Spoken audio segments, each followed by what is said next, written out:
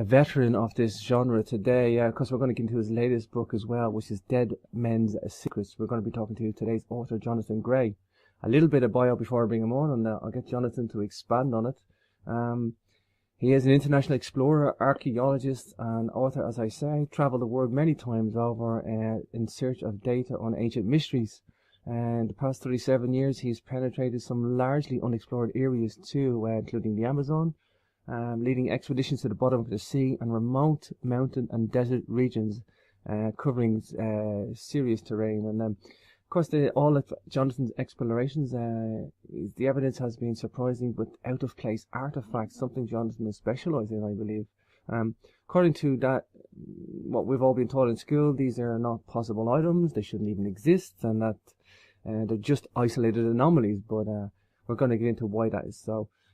Global pattern to see then is that these are all suggesting an ancient worldwide civilization of astonishing, gigantic proportions, and something we've covered many times on the show. It's an absolute pleasure to have today's guest on the show today to get into the subject, and by a mile, Johnathan has put such a prolific research together on this whole subject. So without further ado, let's bring on today's guest. Hi Johnathan, you're very welcome to the show.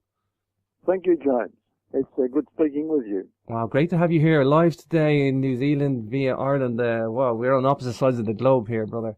Johnathan, I guess, like everybody, tell me why you get into this whole genre. This is something did you find your answers were lacking to, mysteries that you were seeking? Did you feel the need to collaborate all this data together? Is that why you got into this genre? Well, as a matter of fact, James, I used to accept the traditional view of history, and in fact, I was about to write a book, on that theme, and so I began my own research independently, and over 30 countries or more, I began to collect information that I thought would be of interest, and I began to find things that I didn't expect, whether it be South America or Asia or Europe, Africa, wherever. Mm-hmm.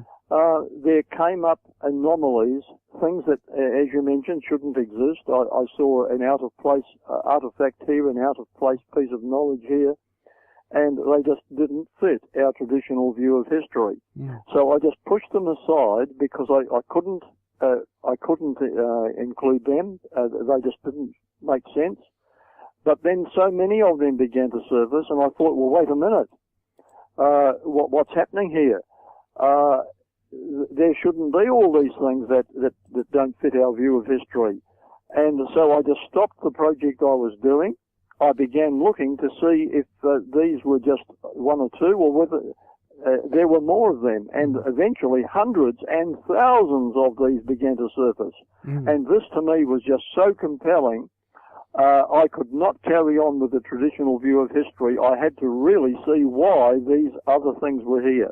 What caused them? How come we've forgotten about them?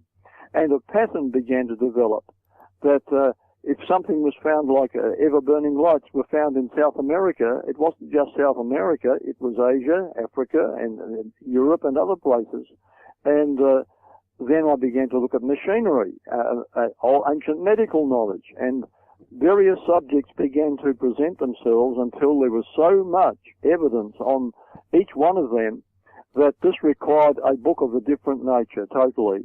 And this was the origin of the book Dead Men's Secrets. And this actually took out about 1,000, just over 1,000 of these ancient anomalies. We couldn't just put them all in because it would just be too big. But that's enough to present a strong, solid case that there was a global pattern which was the same worldwide on all continents for ancient knowledge of, it doesn't matter what sphere you go to, the knowledge was there, and a lot of it was put into practice. Oh, wow, Johnathan. We're going to get into all this, Johnathan. Tell me the bit I don't read about in the bio. Tell me who you are, Johnathan. Are you a passionate guy, a very logical guy? Do you seek mystery, or do you seek the logical and let the mystery happen? I mean, build a picture for the audience, Johnathan. Yes. Well, of course, when I see a mystery, when I see something that can't be explained, I have an insatiable desire to get to the bottom of it. like a detective, when he sees things happening that shouldn't be happening, he stops everything and he goes on the trail to see how it happened, where it happened, why it happened, who was involved, and so on. Mm-hmm. And this is how cases are developed by detectives. Now, in archaeology, the same thing exists. We see things that we didn't expect to happen. So, okay, why did they happen? Who did them? Where did they happen? If they got covered up, who did the covering up? Why are we seeing so much opposition to the findings of these things? And this opens up a real can of worms in some directions. So it includes everything. It includes the ancient knowledge. It includes modern suppression. It includes fact and fiction. And I want the facts, not the fiction. I want the answers, not the questions. Each question must be answered, and that's my nature, actually, to find the answers to things. Mm. And if I can't find the answer, then I will not stop until either the answer is not available or else the answer is there. And in most cases, you find the answer if you keep going. Wow. Yeah, you can hear the passion come through, Johnathan. Johnathan, there's so many books you have written now. It's quite a long endurance seeking of the truth that you've gone through. And like I say, a lot of people would, focus on the cover-up, or a lot of people would focus on the ancient technology or ancient spirituality or ancient civilization, and that's fine. I mean, that's great. Johnathan, you have covered the spectrum here. It's prolific, the work that you have done. I mean, great to have you on the show today. What would be the main genre that you would find excites you the most, or the one genre that you think is the most revelation? What appeals to you to most? What one has the biggest revelation, or what one, or can you even say that? Well, I would say that today the attempts to cover up and destroy evidence is what gets me passionate about it, because there are big institutions of learning. And I'm going to name one, and the Smithsonian in the United States. Oh yeah, has at least a dozen large museums scattered across the country, and the founder of the Smithsonian actually was an honest man who was so excited about the past that he just wanted to gather all the physical evidence he could and present it to the public just as it was, and let it go where it has to go, and not with any theories behind it, but if something is found, we'll just put it there. And he was a very honourable man, and he built up a great reputation for the Smithsonian as a wonderful institution of learning and of displaying that learning to the public. But this later on was hijacked by a group of men who had an agenda. And they then said, okay, we want to prove our point to the public, and to do so we will invent things if we have to, and we'll destroy other things that go against it if we have to. Mm-hmm. And this is now the sad story of such a wonderful institution that has gone bad. Wow. Well said, Johnathan. Well said. Johnathan, what I love about your work is how you assimilate the data, because it's a very convoluted story, that of the human, the humans on this planet. It's a very mixed bag. There's like you say, there's like geographical information, astronomical information, mathematical, metallurgical. It just keeps on going. It's like, how do you assimilate that data? But I like the way you've done that, Johnathan. You've categorized it in a way that's needed. How do you go about the complexity of the data that you're looking at? Because it's very, very wide. Yes. Well, when I find something, in the back of my mind always is, how am I going to share this? Half of the joy of finding something is when you know that there are going to be lots of people out there whose lives are going to be helped, and they're going to be excited, they're going to enjoy the knowledge. And I guess I get more joy out of sharing it with others than of just keeping it to myself. You just keep something to yourself, and well, what's it worth? But when you find that other people get their answers, well, this makes it all worthwhile to me. I can go to bed at night saying, okay, I've done some good in the world today. Wow. Okay, John, let's talk the biggest thing, we can talk some artifacts and some specifics in a moment, but I guess the big question of all, if we have this vanished civilization, or we've had technology go down in the past, the big question is, what happened to them? Do we have a time frame? Oh, yes, we do. And I should mention that I've produced 2 books on the big dating blunder, which is persistent around the world. Our traditional dating methods are just like the traditional history. They're both outdated and they're both wrong. Mm-hmm. So the dating has to be revised according to evidence. Now, the greatest evidence that we have is not from dating of artifacts by carbon dating. Carbon dating is only reliable up to 3,500 years. And that is actually testified by the man who gained a Nobel Prize for his carbon dating discovery. He said you cannot go back with certainty beyond the first dynasty of Egypt. So that's about 4,000 years. Wow. Now, likewise, all of the radiometric dating systems are dependent upon certain assumptions, and those assumptions have now been falsified. And yet the books all go back and say, 40,000 years ago the Aborigines were in Australia. And 100,000 years ago, this person was doing this in Africa, and so on. I now am prepared to declare, without fear of being successfully contradicted, that all those datings are nonsense. The furthest we can go back is correctly stated by Libby, who was involved in the carbon dating, and he said that you cannot go back with certainty beyond the first dynasty of Egypt. Anything else is speculation. Human records only go back about that far too, a little bit further. And when you go to human records, you have eyewitness reports, and that's much more reliable than something that we guess at by something that is not sustainable as far as scientific dating is concerned. Now, as far as a master civilization, a worldwide civilization goes, there's very good evidence from 12 independent dating methods now that don't rely upon radiometric dating, which all agree that there was a worldwide wipeout in the year 2345 BC, which went on for about 12 months and ended 2344 BC, and after that we have the civilizations of Sumeria, China, Egypt, Indus Valley, and so on, and the American civilizations rising. These are all since that date. And that can be proved beyond any reasonable doubt. Then after this, these civilizations actually were germinated from by the descendants of the survivors of that worldwide civilization that was wiped out. And they echoed in their accomplishments many of the accomplishments of the pre-disaster world, the original world. However, because of man-made wars, including nuclear war, yes, in the past, and natural disasters, natural and man-made disasters, destroyed these post-flood civilizations. Those that were not directly destroyed gradually went down.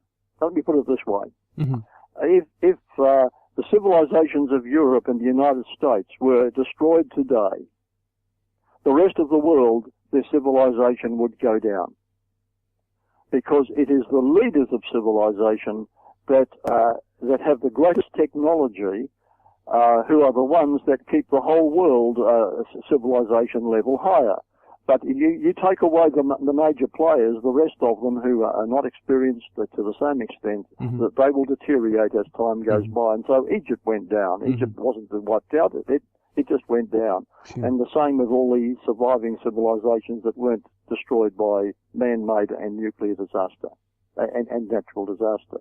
So the surviving civilizations that were not destroyed deteriorated over time, and that's been the history of the human race. And today we're up again. We're just rediscovering what was lost. Wow. Of course, well, let's focus on the flood. Regardless of what date the actual flood was, can we safely say something like a comma has come in melted the ice caps, created global floodings, or a series of cataclysms. Would that be the best guess for the cataclysm? As an outside force would be necessary to tilt the Earth's axis, and there's evidence that this took place at that time. And an ice comet is a very good possibility as a flyby, not necessarily hitting the Earth, but as a flyby, and the tilting of the Earth's axis from an outside force such as that would have produced tremendous strain and friction within the crust of the Earth, and this would have caused huge cracks. Like we've got the Great African Rift, for example, as an example, or one of those great cracks to form in the surface of the Earth, and huge amount of volcanic magma and also water pouring out from the heart of the Earth onto the surface, and collapsing also a protective canopy that did exist around the Earth at the time, such as exists around Venus now. And this was collapsed at the same time. So water came down, water came from underneath, and volcanic eruptions, of course, do produce an enormous amount of water. Mount Etna in Italy, just one single volcano produced 1/4 of a cubic mile of water in a month. Wow. And when you have 30,000 volcanoes doing this, you've got a worldwide disaster, a water-laid disaster, from above, from below, and from the Earth itself. Sure. Yeah.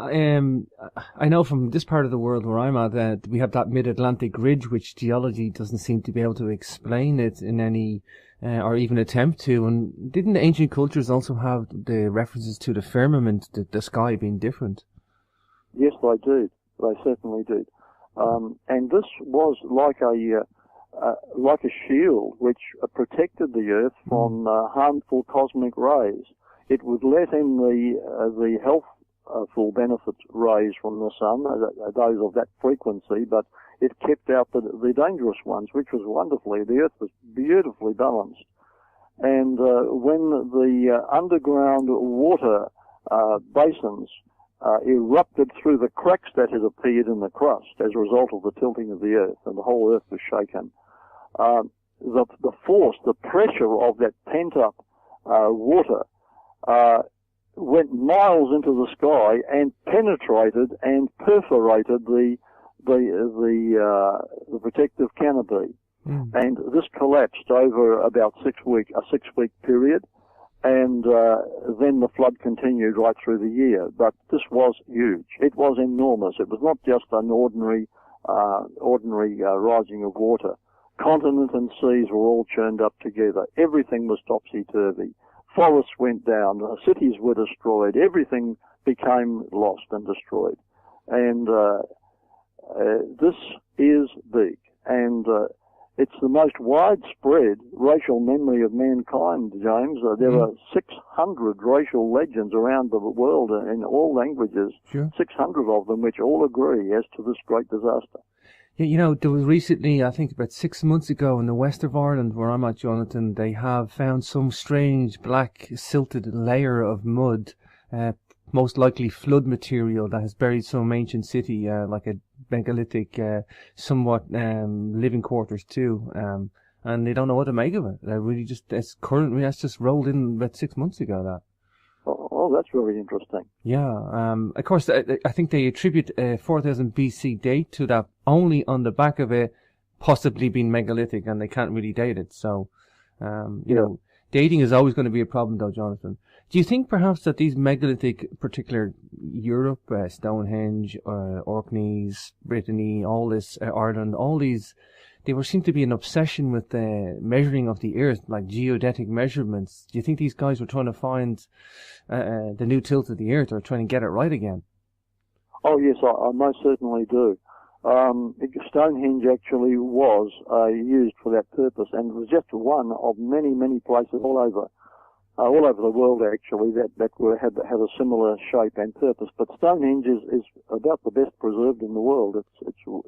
It gives us a lot of clues.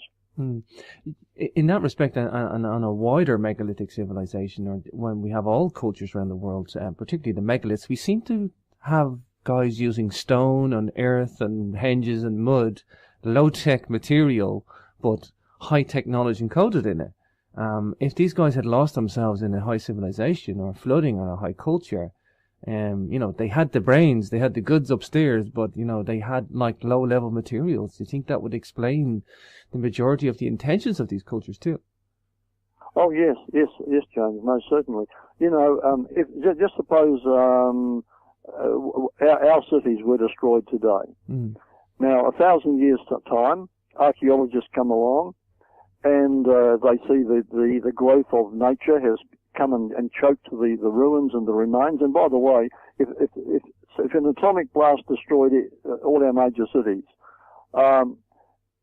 it would leave behind ruins, and these ruins, like railway lines, for example, would eventually decay and just be rust blowing in the wind, so that those railway lines would disappear. Our motor cars, our television sets, our computers, our hair dryers, whatever you like, things made of plastic and iron and whatever, would deteriorate and then become nothing, and they would not even survive a destroyed civilization. The only material, and even the skyscrapers would no longer exist. They could not survive it, because the only material that can survive a dead civilization is stone. And stone, suppose the archaeologists came into the middle of London, Mm-hmm. They would probably see nothing much. But when they went into the suburbs, they would see stone axes and things like that, and or any parts of buildings in London or anywhere, Dublin, anywhere you like, Mm-hmm. that would be partly of stone. The stone would remain, and everything else would be gone. The glass, the plastic, the steel, everything would be gone. It would deteriorate. That's how nature deals with these things. But Mm-hmm. stone survives. Mm. And we would look in as an archaeologist and say, here were some Stone Age people. They worked in stone. That's all they had. Now, of course, the survivors would go bush. Now, the survivors may have the knowledge. You might have a computer technician, and you might have a building construction worker, and so on. All these people would say, okay, we know what we used to do, but we've haven't got much now to work with, so we'll work with what's easy, and that will be stone as well, stone and wood. Mm-hmm. And Stonehenge, of course, is a good example of that. And, of course, stone does, especially crystals, stone with crystals in it, does attract electricity and can be used for different things. Mm. It was very appropriate that Stonehenge was made the way it was at that time. For sure. Johnathan, let me bring in the ancient alien hypothesis for the moment, because I know you just have a chapter on that in the book. Did space giants experiment with us? That's a really great way of putting it. There's people out there, they want the ancient aliens to have done everything, and we got all this information from them. And then you get people that don't like that theory. They want to tweak a bit. They want to be a bit of inhuman ingenuity in there in the partnership. And then there's people saying it was pre-flood, and then we got tampered with, and it's a mixed bag. How do you feel about that? The ancient alien hypothesis? Do you address that? It's totally unnecessary. The reason for it is this: that today, with the history the way it is taught in the controlled system, mm-hmm. is that man was dumb in the past. For millions and millions of years, he was ascending from a brute beast with no intelligence and no ability. And then suddenly, just a few thousand years ago, we find him with the highest technology, able to fly and talk across the earth and do all sorts of things. And this seems impossible, that after millions of years of very slow, almost no progress, suddenly we find him at the top, not at the bottom. Just suddenly, all of a sudden. And so, naturally, because the evolution theory cannot explain such an apparent anomaly in its theory, where can we go? Oh, yes, there must have been an outer space technology that came and was brought to Earth, and that was brought to the ape-like creatures, and suddenly they became modern men. That's the theory. But you don't need to go off this planet for intelligence. Well, let me put it this way. Mm-hmm. If evolution cannot occur on this planet, and therefore it can't explain the sudden technology burst just a few thousand years ago, all you're doing is you're removing the problem to another planet. And so now you have to explain it. If evolution can't do it here, then evolution couldn't do it there. So how on earth did they get it? Oh, maybe another civilization brought them their one. Mm-hmm. Now, where's the end to this? It's a theory that doesn't make sense. Mm. And it makes more sense to realize that according to the laws of genetics, the laws of genetics today tell us that we do not increase information into our DNA. All we do is we use the DNA information that has been handed on to us by our ancestors. Evolution cannot produce information. No way. Mm-hmm. That's scientifically so, and any geneticist will agree with that. So, by extrapolation, this means that in the beginning, man always had that information. And this, of course, is what we're told in the biblical writings, that man was always intelligent. Our ancestors, going all the way back to the beginning, have always been intelligent. What brings civilizations down is man-made or natural disasters, and we're responsible for a lot of those. Wow. And so the extraterrestrial theory is unnecessary. Not only is it unnecessary, but it doesn't fit with the genetic evidence. Okay. So, Johnathan, let's talk a couple of specifics. Throw me out maybe 3 of your most favourite interesting artifacts and why they're so mysterious and what they indicate. Okay. Maybe just 3 of the top ones. Yes. All right then. Well, what about, if you count it as an artifact, we have tunnels, great tunnels that have been built in the past several thousand years ago, mm-hmm. tunnel systems that go for hundreds of miles on every continent. Mm-hmm. And not only that, but they're smooth, glassy surfaces as though they were cut by a laser beam. There's no rubble outside the entrances from which all the stuff dug out of the tunnels could be put. It looks like the tunnels were melted into place, and some kind of machinery, maybe laser machinery, was used to just zoom into the ground below the surface of the ground and just keep on tunneling and tunneling and tunneling. All of that rubble that came out was not put anywhere. It's just like it vanished. And the tunnel systems were very sophisticated in their construction, and they go for hundreds of miles. And you can go down into some of them. I've been down into 3 of them, and with my wife. And you can have doors shut behind you automatically. And as you approach some tunnels, lights just come on suddenly. And as you go past a certain area, the lights go off behind you. This shows very sophisticated construction techniques. Wow. Incredible. Incredible. You got another couple of examples? Oh, yes. Why don't we look at the big stone blocks? Now, the largest stone blocks ever have now been found just recently, actually, and of all places, up in Russia. Wow. The largest stone megalithic ruins in Russia, the largest blocks of stone ever discovered. Mm-hmm. Mm-hmm. Now, the location of these is Mount Shuria down in southern Siberia. Yeah. And some of the gigantic granite stones are estimated to weigh each stone more than 3,000 tons. 3,000 tons per stone. Okay. Now, the largest stone found at the megalithic ruins at Baalbek in Lebanon, which are very famous now, the largest stone there is 1,500 tons. So how in the world did someone cut 3,000-ton stones with extreme precision, transport them up the side of a mountain, and stack them 130 feet high above the ground into buildings? Incredible. Incredible. We do not have any cranes or combination of cranes that can handle such heavy weights today, nor do we have means to transport them. No train in the world would be capable of transporting such heavy stones. The wheels would be crushed on the rails.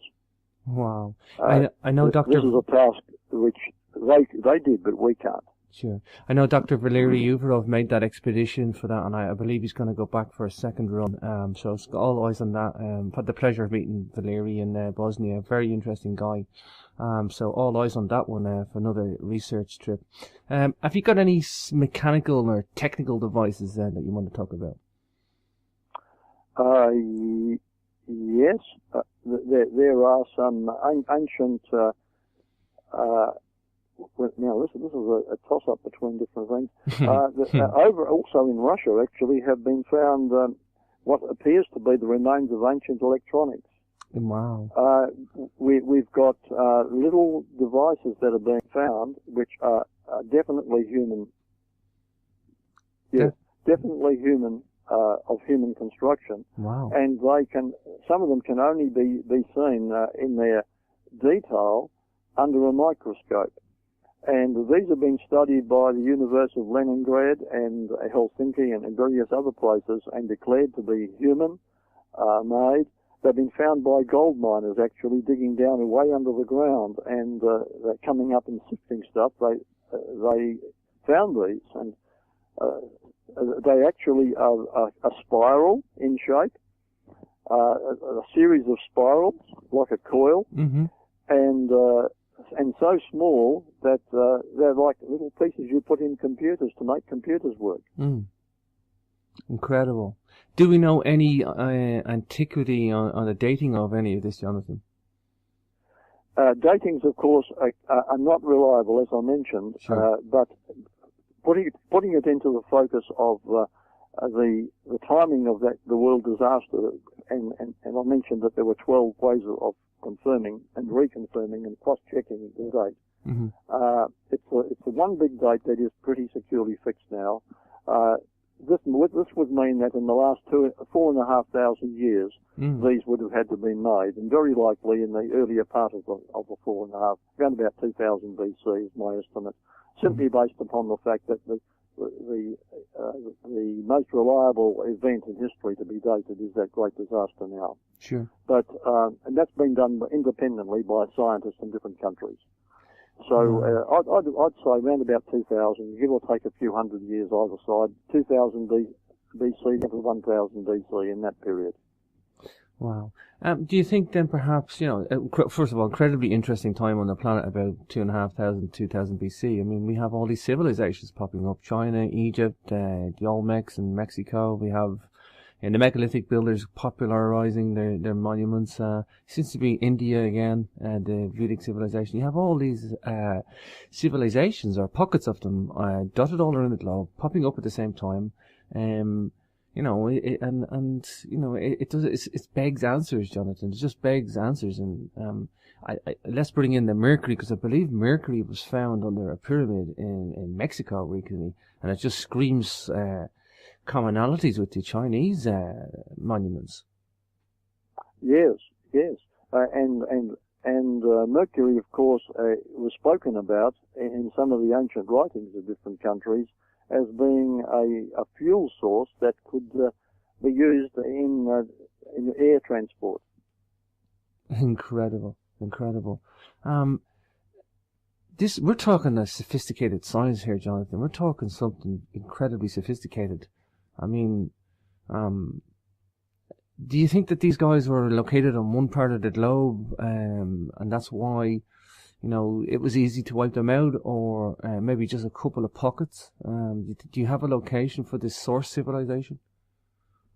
This civilization, I do believe, James, was global, worldwide. Whenever we see evidence, for example, of Mercury, we see it in where you mentioned, we see it in various other parts of the world, and then where we don't see it physically, we see in little capsules, we see it written about. And this would go for ever-burning lights, for various medical procedures, for various construction methods, and types of machinery and so on, that there was a similarity, and the similarity is a bit like today. We have similar shaped computers today, no matter whether you're in Ireland or New Zealand or Japan. There's a sharing worldwide, and this looks to have been the practice back there in the past as well. Johnathan, I mean, let's take the focus off artifacts for a moment. Let's look at the emergence of these cultures, civilizations, these pockets that the survivors set up camp again. You know, what we see is the very earliest sources of civilization, all, you know, being very, very sophisticated societal structures at the very, very start. The structure of society is incredibly advanced, and it's not just advanced in one or two areas. We see in Sumeria, for example, sophisticated on so many levels. You might find one or two civilizations being greatly, you know, articulate in astronomy, or one articulate in its military might, or one being, you know, they develop a role in one aspect, astronomical, political, military. Look at ancient Sumeria. I mean, to be sophisticated on all its levels, how can archaeology just ignore that, Johnathan? Well, archaeology should not be ignoring it, James. It's interesting. If you're taking Sumeria, for example, there are historians and archaeologists who use words like astonishing or extraordinary, a flame which blazed up so suddenly, the astonishingly short period with which it arose, and there's one fellow, I think it's Joseph Campbell, he said, with astonishing abruptness there appears in this little Sumerian mud garden the whole cultural syndrome that since constituted the germinal unit of all the great civilizations of the world. So what we've got here is a civilization in Sumeria that came out of nowhere. The earth was turned to mud. Out of that mud came a high civilization at the top, not at the bottom. And then you could look at Egypt. Just take a look at Egypt. Egypt sprang up into existence suddenly, fully developed. That is, without transition from a primitive state, with a fantastic, ready-made high society. And look at a few examples maybe we can think of. Great cities, enormous temples, pyramids of overwhelming size, colossal statues with tremendous expressive power, luxurious tombs, and great streets flanked with magnificent sculptures, perfect drainage systems, a ready-made writing already perfected, a well-established naming system in which the pharaohs had as many as 5 names at the very start, and society already divided into specialist classes, civil service, army, everything minutely organized, and courts exhibiting all the indications of a well-defined precedence and form. So it seems that in the remotest period of which there are records, Egypt shows a level of civilization that's inexplicable, unless it came as the result of knowledge that had been preserved when the world civilization before it was wiped out. It's interesting that Egypt and Sumeria and the Indus Valley and these others all came up around the same time, all of them at the top. Not one of them had to evolve upward. Incredible, Johnathan, incredible.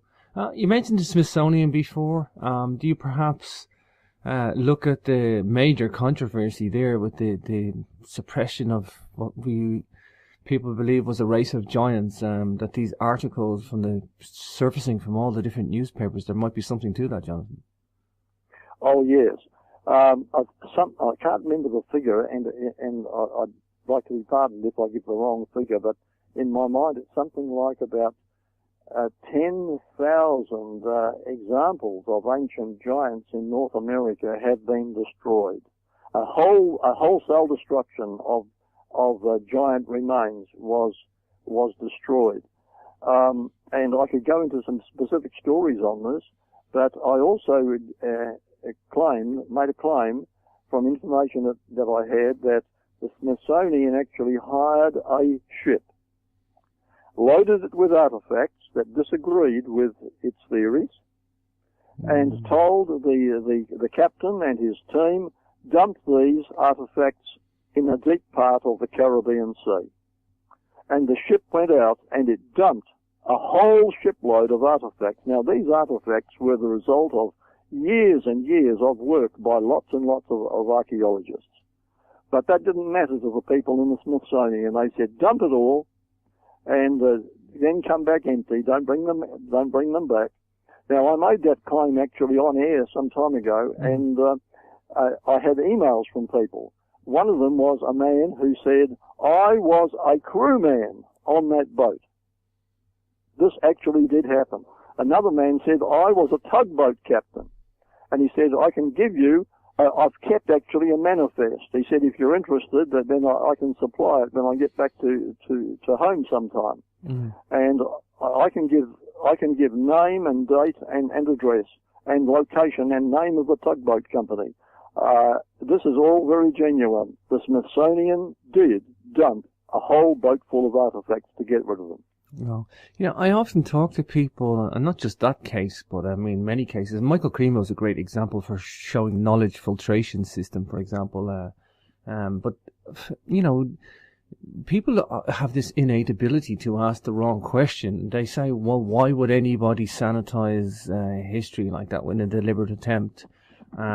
I don't look at it like that, Johnathan. Unlike you, I look at the right questions first, saying, well, did it happen? Why did it happen? Was it true? What's the facts of the situation? Look at the history and ask the right questions, and then worry about what the analysis of it is later. But people just have this filter of going, well, why would anybody do that? So it never happened. What is it about this psychosis that's out there, Johnathan? All right. I'm going to open up. I'm going to throw a cat among the pigeons here, James. But sure. I have to speak the truth. You've asked me, and I've got to be straight about it. Please. In 1859, Charles Darwin put out his theory. Mm-hmm. Now, a lot of Christian people had been hypocritical in their ways. They were preaching, but they weren't living the life. And this turned off Darwin. His father actually was an Anglican vicar, I understand, or worked in the church anyway. And because people looked at you've got Christianity as Jesus Christ gave it, and he is known as a perfect example of how all people who call themselves Christians ought to live, and that's the kind of thing. It's a life, not a religion. And yet others have made it into religion where you can preach and pray and do what you like during the week. Doesn't matter what you do wrong. Now, Darwin was turned off by that, and so he just veered away. He went to the other extreme. He wanted to disprove that there was a God, and so he wanted to show that everything had come on its own. And so he produced what we now know as Darwinian evolution. Mm-hmm. And the Smithsonian hijackers actually were espousing that theory, and they were determined not to give anything at all that would prove the biblical view of history true, but rather the evolutionary Darwinian theory true. And so if you go to their museums today, you'll find made-up statues that have never existed in real life, but they show, they start at the ape and they finish up with an upright man, and all the in-between things are made up, trying to show that there have been no missing links, everything's in place, when that's not so at all. Mm. And today, if you go into a university, I was just speaking with a university professor. He said, if you go into the university and you try to talk about everything being beautifully designed and created, and man being intelligent in the past, you will not get you'll be sacked. If you're a professor and you start saying that, you'll be sacked. Or you'll be, with all the grants for your research will be withdrawn, mm-hmm. and your name may be vilified, because they can't stand anything that will oppose the Darwinian evolution theory. And this is the problem. It's a very hot seat. It's a very emotional issue for lots of people. And their livelihood, their reputations, they've been preaching it for years, and suddenly somebody comes along and says, hey, wait a minute, these artifacts prove that's not so. And so they say, out with you. We don't want to talk about it. And the stranglehold on of the evolutionary theory upon the present education system is a scandal. That's the reason why. Yeah. Wow, incredible, Jonathan. Nice to hear that from, and well articulated. A lot of people refer to Darwinism as the Church of Darwin, and I often use that, and I don't actually mean that in a derogatory way, Jonathan. It really is like a Church of Darwin. It's almost like a living mythos, this mythology that they have created, and they're so fixated on it. Oh yes, it's a religious frenzy that they've gone into. Yeah, I might use the word frenzy. Yeah, a religious frenzy. Because they're making definite statements about religion and about God, and that's a type of religion on its own. And it's one that has no sign of changing anytime soon, Jonathan. No, they're set, and they're going to try to stifle opposition. Now, let me tell you about a girl called Lisa from New Zealand here. Mm-hmm. She was travelling the world, and she was, of course, trying to get little jobs here and there in every country that she was visiting as a tourist. And she ended up in, I think it was the New Mexico State Park area, and she was given a job. And each day they were excavating in an area there in that parkland, and they came across these huge skeletons, about 12 feet long. Human. And immediately the boss of the operation said, well, now you must not take any pictures, you must not bring your cameras into your work, you must not let anybody outside know what you're working on. In fact, they began searching them as they came in and searching them as they went out every day. Wow. And eventually they called in one of the scientific institutions, and they brought in the army. They brought in soldiers, and they confiscated all these things, and the whole place was closed down. So there were people involved in the whole chain of commands in different categories that got involved, and somebody in there said, okay, we've got to close this down. And Lisa had a lot of trouble leaving the USA. She was cross-questioned so much because it was on her record that she had been there. That's incredible, Jonathan. This sanitization seems to have a very sinister, one can go the conspiratorial route too, Jonathan. There's a very sinister clandestine motive behind this whole thing. Oh, yes, yes. I know a man over in Queensland, Val Osborne. Now, he was an amateur archaeologist, and he was up in the North Queensland area in Serena. Serena's a little sugar country town where they grow a lot of sugar around there. And on the coastline, he began to find things that really interested him. He began to find the remains of an old harbour, shipping harbour, and the wharves and slag areas and tombs and parts of houses and statues and inscriptions were Phoenician, from the Phoenicians, from the Middle East. Wow. And so he worked for 20 years documenting this photographically and in other ways. Then he went to the Serena Shire Council, who was like the local government authority, and they started collecting the evidence, hoping that this could become a tourist attraction. Then he was encouraged to go to the media, the Australian Broadcasting Corporation, and he went on television on the 6 o'clock news, which is prime time where everybody across the country watches. And he told about his discovery. Immediately, it was either the South Queensland University or the Central, I think it was the South Queensland University, said to one of their staff, and they gave him $10,000 as an incentive. They said, you go up there, stay there for a few days, then come back, and we'll take you to the media, and you're going to say that there's nothing up there, that you've investigated it, and that this man is not reporting truly. So this person was interviewed on television the following week, and he was introduced on television as an archaeologist. reality, he was only an art teacher.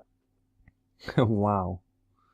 And as a result of that, Val Osborne was discredited on the ABC. Everything that he had said was wiped under the carpet. Shocking.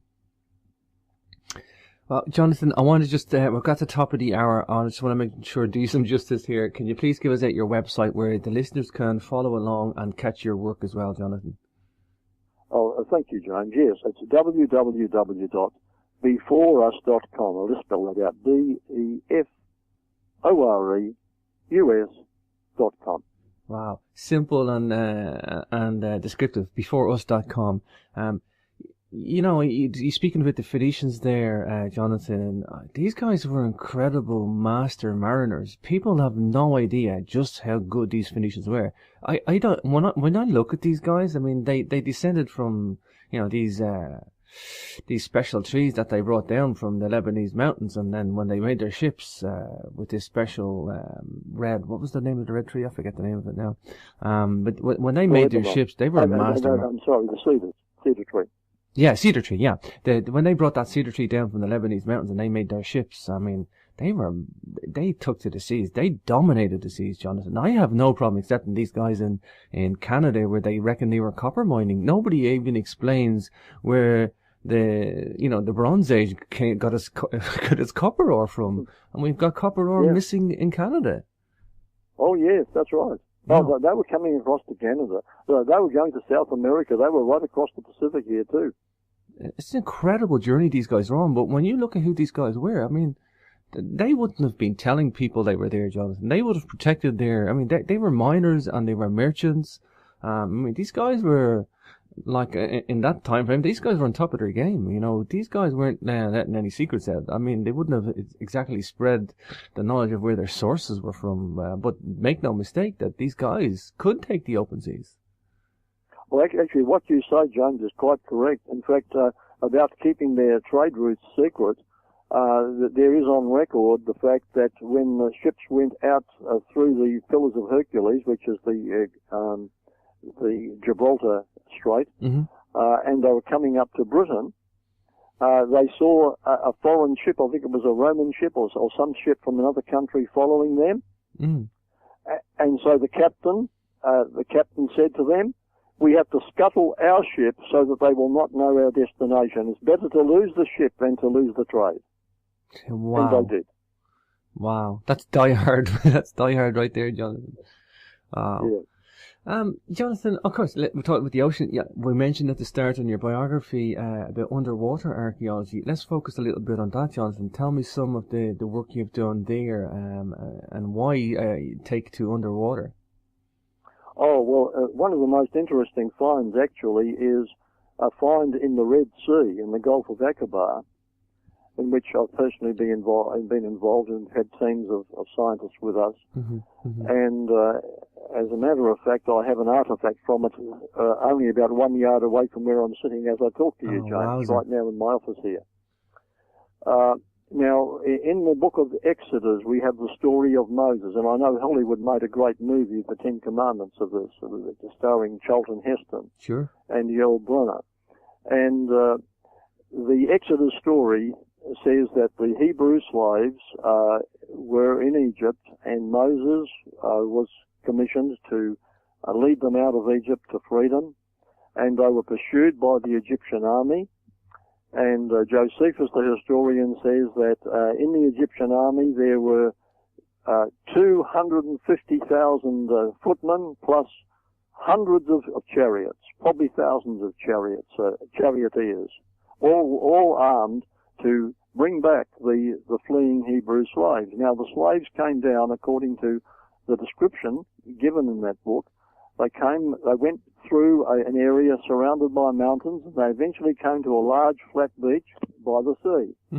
And both sides, the mountains, north and south of there, the mountains came down and would block their route north or south, and so they could only go east, and eastward was the sea. Behind them was the canyon they'd come out of, and Pharaoh's army came along in through that canyon behind them, and they were trapped. I'm just wondering whether that's the origin of the expression between the devil and the deep blue sea. Wow. anyway, the story, as we all know, goes that the sea was miraculously opened and they escaped across. And when Pharaoh's army came across after them, the sea came back, and the pharaohs, including Pharaoh himself, actually was drowned. If this was so, we should find on the bottom of the seabed there the remains of chariot parts and chariot wheels and skeletal parts of horses and men. A fellow that I went out to disprove, but eventually ended up proving him correct, claimed that he had found chariot parts down there. So I took my own expeditions down, and we went down, and quite a number of times actually, and I had some of the world's best divers on my team, but from Britain and from Israel. And we found the remains of parts of horses, chariot wheels, chariot cabs, axles, and so on. And I have part of a chariot wheel right here sitting beside me. Scattered all over the seabed, everything mixed up. And precisely as the book of Exodus says, this is exactly what we found. Wow. I think we definitely don't understand the Bible in many aspects. I know biblical archaeology has turned up some many interesting finds. The Dead Sea Scrolls, again, another interesting modern discovery as well. But in ancient times, and maybe this is not in a religious sense, in a spiritual sense, look at cultures like ancient Egypt, probably the best example. I mean, people say they were obsessed with the dead. However, they were also scientific about the role of death and life, and they didn't really distinguish between the two. It was all afterlife and all orientated like that. But do you think that these guys were, and of course we can talk about the pre-flood as well, but the origins of this civilization and all these pockets of civilization, they were spiritually advanced, unlike us today, Johnathan, where we maybe have some technology, but we've lost our spiritual way. And do we need that to understand this technology? Yes, we do. I do believe we do. And the problem with civilizations that were wiped out by mankind is that they had retained their intellectual ability, but they had lost their spiritual direction. And when you have the knowledge of nuclear physics, for example, that can be used for the benefit of mankind, or it can be used for man's destruction. And because the human morals had gone down and didn't match any longer the intellectual ability, a disaster came. Our spiritual awareness, our spiritual standing must be kept healthy, the same as everything else, body and mind. And this is where today our modern society is failing. The spiritual is being neglected or considered not to be important. Wow. I want to mention the Ark of the Covenant. This is incredibly interesting to many. There's many books on it, many documentaries on it. People talk of being a technological voice. Some say it talked to God. People describe it as a capacitor. People say it had radiation. There seems to be wars over it and people fighting for this technology.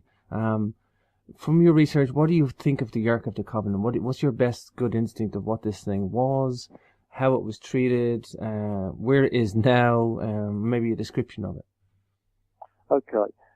Very interesting subject. The Ark of the Covenant, actually, our primary source of information for the Ark of the Covenant is the Bible. And it's reliable because it's eyewitness testimony as to the construction of it, who actually oversaw the construction, the description of the material. It was made of acacia wood, which is a wood of the desert of Arabia, which was coated in gold. And it was a box. Ark in the Old Hebrew means two things. It can mean a boat, which it did in Noah's Ark time, or it can mean a box. In both cases, it means a container. And this was a box, an oblong box. And the word covenant referred to the Ten Commandments. Now, when the Ten Commandments were written on tables of stone, they were to be placed inside the Ark of the Covenant. And it was a spiritual artifact, probably the most valuable artifact that's ever been constructed. but had a spiritual message in it. Moses was told that this actually was a symbol of the throne of the universe, from which the Creator rules the universe. And that when he constructed this and put it in the tabernacle in the desert there, and then later on it went into Solomon's temple when that was built, that this was to be a symbol of man's problem and God's answer. We have all violated the spiritual laws of the universe, and which are written and summarized in the Ten Commandments. If you use those Ten Commandments, our national laws are based upon the laws of Ireland and Britain and France and Germany and New Zealand and Australia and America, are all based on those Ten Commandments. They're the basis of our civilization. And they were placed inside the ark, inside the box, as a symbol that this is the divine law for the universe, and we've broken it. We've all violated it. And we can't help ourselves, because cutting ourselves off from the life giver means that we die. And his answer, the Creator's answer, is that he wants us to live. And there can be redemption. There can be rescue from death. And so someone would have to take our place. May I illustrate this by what an Indonesian judge did the other day from an email I got from Indonesia. A woman had stolen. She'd broken the law. And she was hauled before the judge and fined a huge amount of money for stealing. And she broke down and says, "Look, I'm a poor widow. All I was doing was stealing food for my children." He said, "Well, you go to prison. But who's going to look after my children?" He said, "Well, I can't do that. I can't help you. That the law says that this must be paid."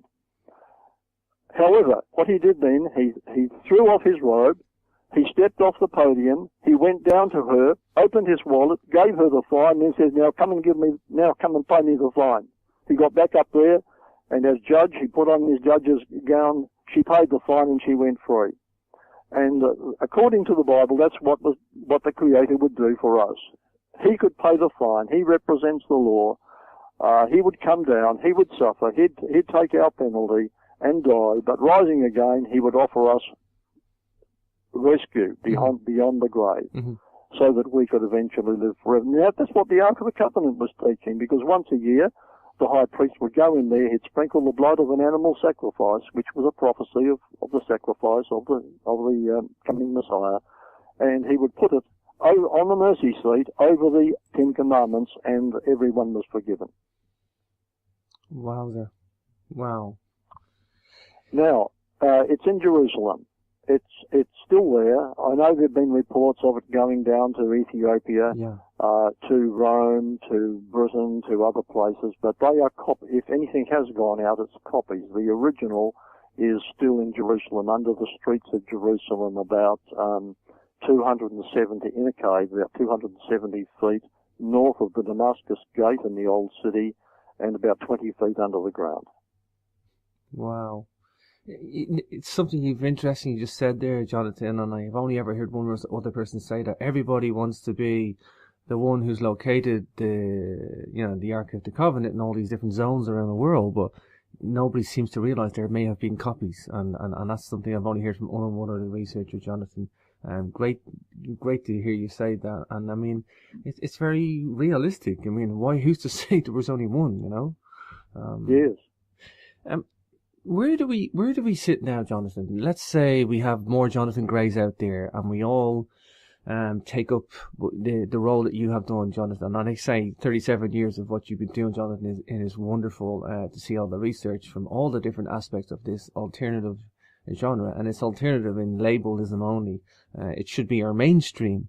But let's say we get more Johnathan Grays out there, and we all research these mysteries and historical artifacts and put our minds to it. Do we get to this intellectual civilization of grandeur one more time, or is that the end goal? Is that what we want? Do we want to go back to the sophistication we once had? Well, that's an interesting question, and I guess that Thomas Edison put it rather nicely when Thomas Edison was involved in inventing of the electric light bulb. ultimately. Sure, yeah. And what Thomas Edison said was this. He said, the old inventions have been reinvented.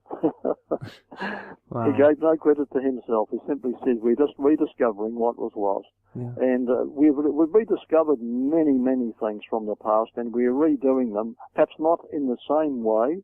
For example, lights are not produced in the same way that they were produced in the ancient, but the result was the same, electric light at night. And until it was destroyed and the civilizations went down. Now, I don't know necessarily whether it's such a good idea to say that our primary aim ought to be to restore everything that was lost technologically. I think our primary aim ought to be that we survive as a civilization and that we make this world a better place to live in. Sure. And that, in other words, our spiritual nature must be restored, not necessarily our technology, because it's how we live together and how we acknowledge, first of all, our Creator, and that gives us value for every human being, because if they're created and they're not accidents that can be wiped out, there are people who want to wipe out most of the population so they can enjoy themselves more, you know that. That if we think of our Creator as being someone who loves us and cares for us, and therefore we should love and care for each other because we're all valuable, then we'll have a much better lifestyle in our families and in our societies and in our nations. What a wonderful positive response, Johnathan. Yeah, and the key thing is, I think you're right, a blend of spirituality and science. You know, it's not a bad thing. I think we're at that point now, Johnathan, where we see that amalgamation of science and spirituality, a reunion, if you will. I think we're at that point. Do you think that is the tipping point we need to get to, this where we see this paradigm change? It's not going to happen. Oh, yes. Well, we do need to see this change, absolutely. And we'll all be better off if we do. How far down that road of a paradigm change do you think we're at, Johnathan? Do you think the internet age has really brought us so far forward in the last 20 years with research and information at our fingertips? Do you think we're heading there? Do you think we're just on the tip? Well, the internet is a wonderful invention and very precious to all of us, I'm sure. I'm not sure that we're going to survive. There's another world war coming, and all the system is wiped out. Whether we mightn't go back to living a more primitive style, but whatever it is, I do think that we've got to focus on the best of each for each other, and we could avoid being wiped out. But of course, you know, human nature hasn't changed, and the world is not better. No, morally, and as far as war and pain and death and hatred and revenge and jealousy and so on, our world is not a lot worse than it was 10 years ago. It's not getting better, and this is the problem. We need every one of us individually to look at our own lives. And I think if every person in the world, 7 billion people, did that, what a beautiful world we'd have. Sure. You know, I'm a dreamer, Johnathan. I like to think of ancient Egypt and the Fibonacci spirals and all the sophisticated philosophy they had and the mathematics. And I'd love to see a world again where we use the Fibonacci and golden mean in all our buildings. And I know, and that would be wonderful. But you're right. You know, if we don't address this situation of multiple wars raging and bring in humanitarianism, it's going to be all in vain. Yes, you hit the nail on the head, James. Yeah, Johnathan, I'm going to wrap it up at that. It's been such an honour and a pleasure listening to you today and indulging in your research. Of course, we've been listening to today's author, Johnathan Gray. His website is beforeus.com. You got to check out this guy's work. He's been at this for 37 years and provided such a wealth of information. Johnathan, I really thank you for your time. It's been such an honour. Thank you, James, for having me. It's been a great pleasure and joy to be with you. So, it's an absolute pleasure to have today's guest on the show today to get into this subject, and by a mile, Johnathan has put such a prolific research together on this whole subject. So without further ado, let's bring on today's guest. Hi, Johnathan. You're very welcome to the show. Thank you, James. It's good speaking with you. Wow, great to have you here live today in New Zealand via Ireland. Wow, we're on opposite sides of the globe here, brother.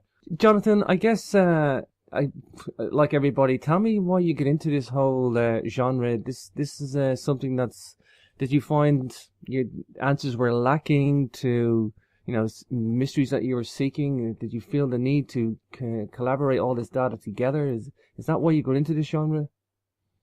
Well, as a matter of fact, James, I used to accept the traditional view of history, and in fact, I was about to write a book on that theme, and so I began my own research independently, and over 30 countries or more, I began to collect information that I thought would be of interest, and I began to find things that I didn't expect. Whether it be South America or Asia or Europe, Africa, wherever, there came up anomalies, things that, as you mentioned, shouldn't exist. I saw an out-of-place artifact here, an out-of-place piece of knowledge here, and they just didn't fit our traditional view of history. Yeah. So I just pushed them aside because I couldn't include them. They just didn't.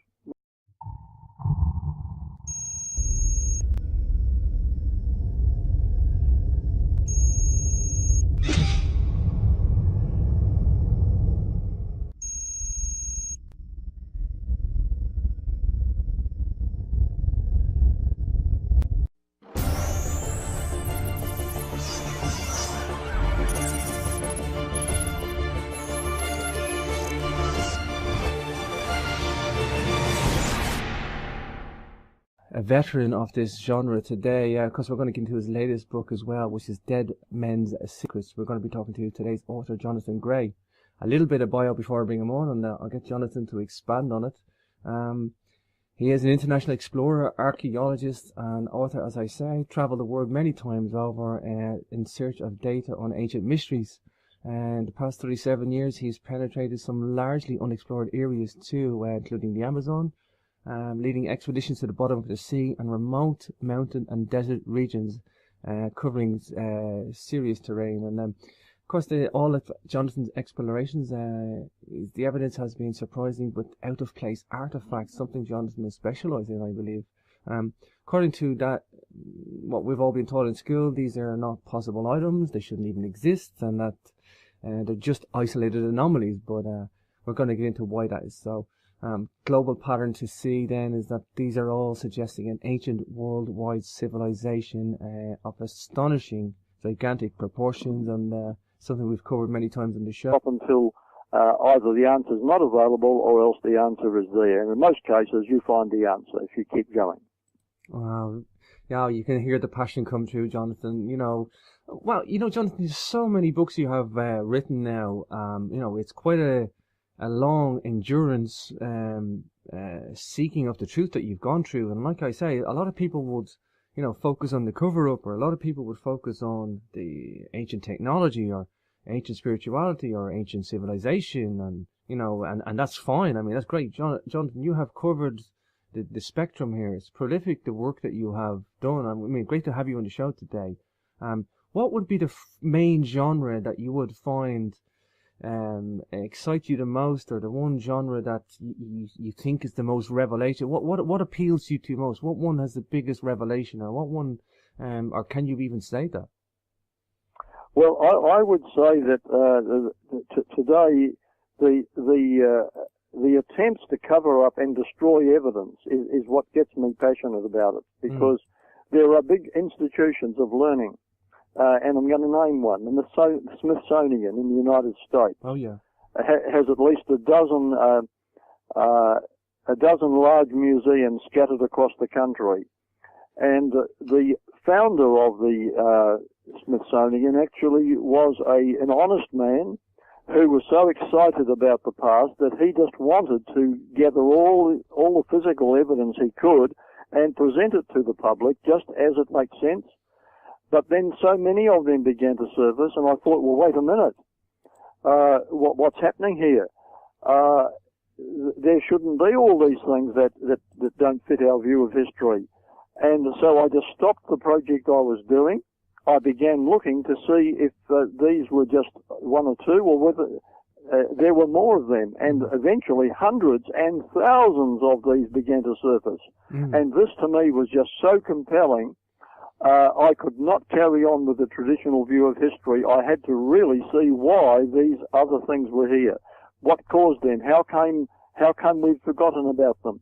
And a pattern began to develop that if something was found, like ever-burning lights were found in South America, it wasn't just South America, it was Asia, Africa, and Europe and other places. And then I began to look at machinery, ancient medical knowledge, and various subjects began to present themselves until there was so much evidence on each one of them that this required a book of a different nature, totally. And this was the origin of the book Dead Men's Secrets. And this actually took out about 1,000, just over 1,000 of these ancient anomalies. We couldn't just put them all in because it would just be too big. But that's enough to present a strong, solid case that there was a global pattern which was the same worldwide on all continents for ancient knowledge of, it doesn't matter what sphere you go to, the knowledge was there, and a lot of it was put into practice. Oh, wow, Johnathan. You know, we're going to get into all this, Johnathan. Tell me the bit I don't read about in the bio. Tell me who you are, Johnathan. Are you a passionate guy, a very logical guy? Do you seek mystery, or do you seek the logical and let the mystery happen? I mean, build a picture for the audience, Johnathan. Yes. Well, of course, when I see a mystery, when I see something that can't be explained, I have an insatiable desire to get to the bottom of it. Like a detective, when he sees things happening that shouldn't be happening, he stops everything and he goes on the trail to see how it happened, where it happened, why it happened, who was involved, and so on. Mm-hmm. And this is how cases are developed by detectives. Now, in archaeology, the same thing exists. We see things that we didn't expect to happen. So, okay, why did they happen? Who did them? Where did they happen? If they got covered up, who did the covering up? Why are we seeing so much opposition to the findings of these things? And this opens up a real can of worms in some directions. So it includes everything. It includes the ancient knowledge. It includes modern suppression. It includes fact and fiction. And I want the facts, not the fiction. I want the answers, not the questions. Each question must be answered, and that's my nature, actually, to find the answers to things. And if I can't find the answer, then I will not stop.